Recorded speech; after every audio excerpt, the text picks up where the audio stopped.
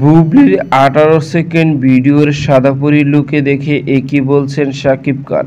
Hello viewers, বিস্তারিত জানতে চ্যানেলটি সাবস্ক্রাইব করে সম্পূর্ণ ভিডিওটি দেখতে থাকুন। সুপ্রিয় দর্শক, একটা সময় সুপারস্টার শাকিব খানের সঙ্গে শবনম বুবলির অনেকটাই ভালো সম্পর্ক ছিল। দুজনে একসঙ্গে জুটি হয়ে অনেক সিনেমাতেই কাজ করত, কিন্তু বর্তমানে এই জুটি আর একসঙ্গে থাকছেন না, কোনো সিনেমাতেও কাজ করছেন। বর্তমানে শবনম বুবলি আলাদাই সিনেমায় কাজ করে বেশি প্রশংসা কামিয়েছেন, পাশাপাশি বিভিন্ন ফটো মডেলিং করে বেশি জনপ্রিয়তা অর্জন করে। কেননা বর্তমানে শবনম বুবলিকে দেখা যায় নিজেকে এত পরিমাণ ফিটে করেছে যে ঠিকই যেন তামিল একজন অভিনেত্রী, আর সেই কারণে এখন মাঝে মধ্যে আলোচনার কেন্দ্রবিন্দু আসে। ঠিকই তেমনি এরই মধ্যে শবনম ইয়াসমিন বুবলির একটি 18 সেকেন্ড ভিডিও সাদা পরি লুকে ভাইরাল হয়েছে। যে ভিডিওতে শবনম বুবলি দেখা যাচ্ছে শবনম সাদা পোশাক পরে একদম পরি লুকে ক্যামেরার সামনে হাজির হয়েছে, দুর্দান্ত তাকে মুগ্ধ করার মতো। আর এই ভিডিওটি বর্তমানে সোশ্যাল মিডিয়া ভাইরাল। এই ভিডিওটিকে কেন্দ্র করে অনেক ভক্ত